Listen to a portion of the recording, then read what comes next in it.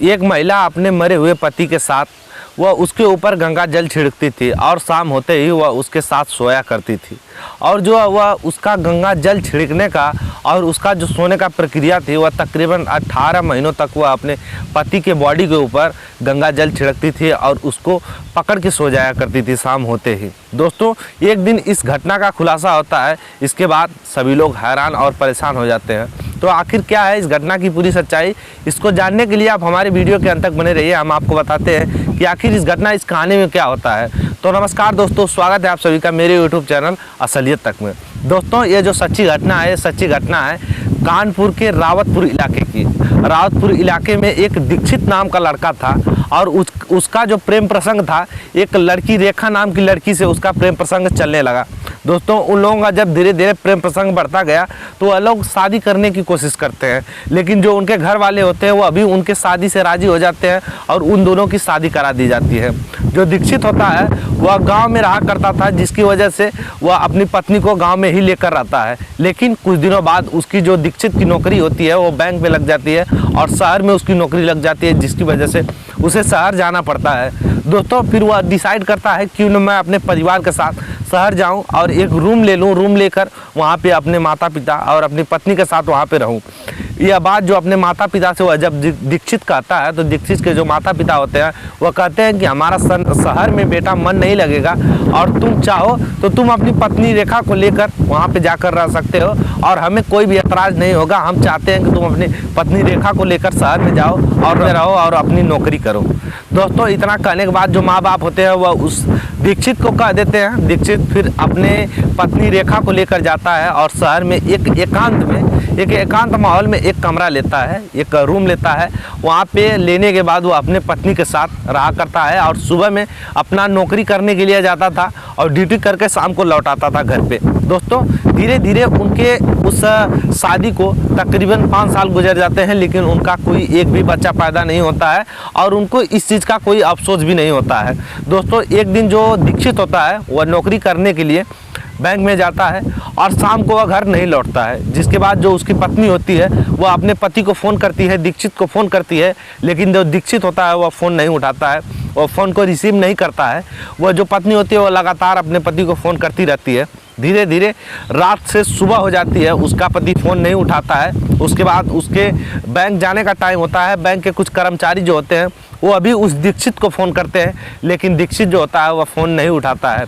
कुछ देर बाद जो उसकी पत्नी होती है जो उसकी पत्नी होती है रेखा, वह नज़दीकी थाने में जाती है और थाने में जाने के बाद वह अपने पति के खिलाफ, यानी कि वह अपने पति का गुमशुदगी का रिपोर्ट दर्ज करवाती है। दर्ज करवाने के बाद वह घर चली जाती है। कुछ ही देर बीतता है, उसके बाद एक व्यक्ति पुलिस वालों को फ़ोन करता है और फ़ोन करने के बाद कहता है कि जंगल में एक व्यक्ति पड़ा है जो कि बेहोश है और उसकी हालत काफ़ी ज़्यादा गंभीर है, आप लोग यहाँ पे आ जाइए। जो पुलिस वाले होते हैं वह तुरंत इस बात को सुनते हैं और वहाँ पे पहुँच जाते हैं और उस रेखा को भी फ़ोन करते हैं जो कि उसने अपने पति का गुमशुदगी का रिपोर्ट दर्ज कराया था। उसके बाद उस रेखा को उस व्यक्ति का शक्ल दिखाया जाता है, जिसके बाद वह कह देती है कि हाँ, यही मेरा पति है, दीक्षित है। और इतनी सारी बातें सुनने के बाद वह उसको देखने के बाद वह काफ़ी ज़्यादा रोने लगती है। उसके बाद उस दीक्षित को उठाया जाता है और नज़दीकी अस्पताल में लेके जाया जाता है। नज़दीकी अस्पताल में ले जाने के बाद उस दीक्षित का इलाज चलता है। कुछ देर बाद वह जो दीक्षित होता है उसको डॉक्टरों की टीम होती है वह उसको मृत घोषित कर देती है।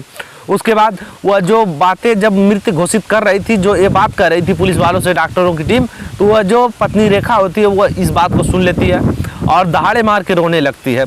इसके बाद वह काफ़ी ज़्यादा रोती है और उस बॉडी का पोस्टमार्टम डॉक्टर करते हैं। डॉक्टर करने के बाद उस बॉडी को उस रेखा के हवाले कर देते हैं। वह उस बॉडी को उठाती है, उठाने के बाद वह अपने घर लेकर जाती है और कुछ देर बाद जो उसके माता पिता होते हैं वह अभी गाँव से शहर पहुँचते हैं और शहर पहुँचने के बाद वह कहते हैं कि क्या हुआ है मेरे बेटे को। तो जो पत्नी होती है वो कहती है कि आपका बेटा जो है वह कोमा में चला गया है और इसके बाद यह कुछ दिन इसका इलाज चलेगा, इसके बाद यह ठीक हो जाएगा, फिर अच्छे से हमारा जो परिवार है वो फिर से हो जाएगा। और जो उसके आस पड़ोस के लोग आते हैं, काफ़ी दूर तो उसका घर था, लेकिन जो पड़ोस वाले होते हैं जो उसको जानते थे वह आते हैं और आने के बाद उससे हाल पूछते हैं। तो वह कहती है कि वो मेरे पति का कोमा में चले गए हैं। इसके बाद इनका इलाज चल रहा है, जिसके बाद ये ठीक हो जाएंगे, फिर से हम लोग अपना परिवार बसाएंगे। इतना कहने के बाद वह सबको हटा देती है। जो माता पिता होते हैं वह इस चीज़ को नहीं मानते हैं। उनको लगता है कि वो जो लड़की कह रही है, उनकी जो बहू रेखा कह रही है, वो झूठ है, क्योंकि उनका बेटा मर चुका है। फिर वह उनकी बात मान लेते हैं रेखा की, क्योंकि वह ज़्यादा पढ़े लिखे नहीं होते हैं। लेकिन रेखा आखिर ऐसी बात कह क्यों रही थी? दोस्तों, जो रेखा होती है वो अपने पति के सदमे को बर्दाश्त नहीं कर पाती है, जिसकी वजह से वह पागल सी हो जाती है। और उसको ये लगता है कि वह जो उसका पति है वह अभी जीवित है और वह कोमा में चला गया है, जिसके बाद वह कुछ दिन बाद ठीक हो जाएगा। दोस्तों, ऐसा कृत्य वह करती रहती है। रोज़ अपने पति को सुबह 4 बजे उठती है, उसके कपड़े को उतारती है, उतारने के बाद गर्म पानी से साफ करती है उसके पूरे शरीर को, फिर उसके ऊपर गंगा जल छिड़कती है। और छिड़कने के बाद वह शाम जब होती है तो वह अपने पति के साथ करीब जाकर अपने पति को पकड़कर सो जाया करती थी। दोस्तों, यह जो वारदात होती है तकरीबन काफ़ी दिनों तक चलती है। कुछ दिन जब बीतते हैं तो जो एक व्यक्ति वहाँ से उसके घर से गुजर रहा था, उस रेखा के घर से गुजर रहा था, तो उसको बदबू आने लगती है। वो सोचता है कि आखिर इस घर में है क्या। वो जब घर में जाता है तो उसको जो उसकी पत्नी रेखा होती है, वो बताती है कि मेरे पति का इलाज कर रहा है और यह कुछ दिन में ठीक हो जाएगा। और इतनी बातें जो होता है वो व्यक्ति वह सुनता है, वह सोचता है कि हो सकता है इसके पति का इलाज चल रहा हो, इसके बॉडी में सड़न हो, कुछ भी हो। इन सभी चीज़ों को मानकर वो चला जाता है। धीरे धीरे काफ़ी दिन बीत जाते हैं और जो उसके बॉडी से बदबू आने लगती है, और वो जो बदबू होती है वो धीरे धीरे काफ़ी लोगों के पास जाती है। वहाँ के कुछ दूरी में जाती है, क्योंकि वो जो घर होता है वो सुनसान इलाके में होता है, लेकिन फिर भी एक मांस की बदबू जो होती है, एक सड़न की बदबू होती है, वो काफ़ी हवाओं के द्वारा दूर दूर तक जाया करती है। लेकिन दोस्तों, वह गांव वाले या उस शहर वाले व उस इलाके वाले कुछ कहते, उससे पहले ही बीच में लॉकडाउन आ जाता है। लॉकडाउन के समय में कोई कहीं भी नहीं जाता है और धीरे धीरे उसके पति को मरे हुए तकरीबन 18 महीने हो जाते हैं और उसकी जो बॉडी होती है वो सड़ से गल जाती है। उसके कंकाल सिर्फ बचते हैं, लेकिन वह अपने पति को रोज़ नहलाया करती है, रोज़ उस पर गंगा जल छिड़का करती है, उसके बाद उसे पकड़ के सो जाया करती थी। दोस्तों, एक दिन जो डॉक्टरों की टीम होती है, कोरोना के टाइम वो गुजर रही थी उसके घर से, तो उन लोगों को बदबू आती है। उसके बाद वह उस घर में जाते हैं। घर में जाने के बाद वह जांच पड़ताल करते हैं तो उसको पता चलता है कि उस घर में एक बॉडी है। और वह डॉक्टर जब पूछते हैं कि यह हाल कैसे हुआ है, तो वह रेखा यही बताती है कि जो मेरा पति है वह कोमा में चला गया है और उसके बाद यह कुछ दिन इसका इलाज चलेगा, ये फिर से ठीक हो जाएगा। 18 महीने बीत चुके थे दोस्तों। फिर वह जो डॉक्टर होते हैं वो कहते हैं कि ये तो मर चुका है, लेकिन वह जो रेखा होती है वो मानने के लिए तैयार ही नहीं होते। डॉक्टर समझ जाते हैं कि इसका जो दिमागी संतुलन है वह बिगड़ चुका है। वह तुरंत उस लाश को उठाते हैं, उस कंकाल को उठाते हैं, कहते हैं कि हम ले जा रहे हैं इसका इलाज करने के लिए। वह लेके जाते हैं, उस लाश का दाह संस्कार करवाते हैं और करवाने के बाद इस पूरे मामले को जब जान लेते हैं तो उस लड़की रेखा को पागल खाने भेज देते हैं। बाकी दोस्तों, इस घटना पे, इस कहानी पे अगर आप लोग अपनी कुछ राय रखना चाहते हैं तो रख सकते हैं। यह घटना एक ऐसी घटना है दोस्तों, एक औरत अपने पति के वियोग में पागल हो जाती है। दोस्तों, वो उसके प्यार में पागल हो जाती है। 18 महीनों तक वो अपने पति को रखती है।